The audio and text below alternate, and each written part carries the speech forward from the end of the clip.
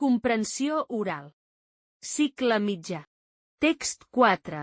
L'expedició del robot intel·ligent. Era un matí assolellat quan el Club de Robòtica de l'Escola Innovació es va reunir a l'atelier.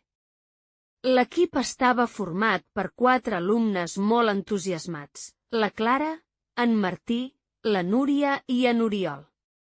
Aquest any tenien un gran repte: participar en el concurs interescolar de robòtica, on cada equip havia de presentar un robot capaç de resoldre obstacles en un circuit dissenyat per ells. Després de moltes idees, l'equip va decidir construir un robot anomenat RoboX que pogués identificar colors i seguir línies pintades a terra. La Clara, que era la programadora del grup, va escriure el codi necessari perquè RoboX reconegués els senyals i es movés de manera autònoma.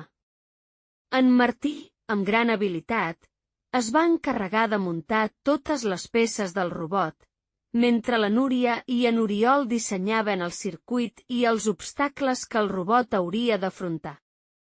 Durant els primers assaigs, tot semblava funcionar bé, però de sobte RoboX va començar a fallar.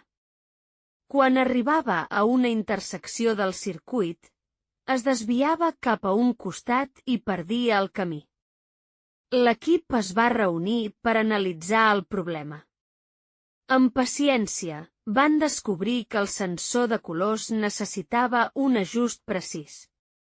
La Clara va modificar el codi, mentre en Martí revisava les connexions electròniques. Amb molta col·laboració, finalment van aconseguir que RoboX seguís la línia correctament. El dia del concurs, l'emoció era palpable. Davant de professors, alumnes i famílies, l'equip va presentar RoboX. El robot va començar el seu recorregut pel circuit, passant per obstacles i realitzant maniobres molt precises. L'audiència va aplaudir quan RoboX va superar amb èxit el repte de l'intersecció, demostrant que la perseverança i el treball en equip porten a grans resultats. Encara que no van guanyar el primer premi, i el Club de Robòtica va rebre una menció per la seva innovació i capacitat per resoldre problemes.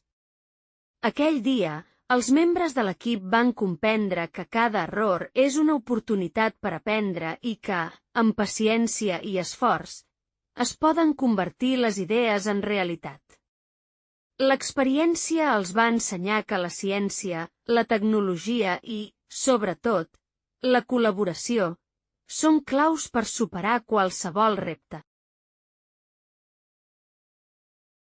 Moltes gràcies.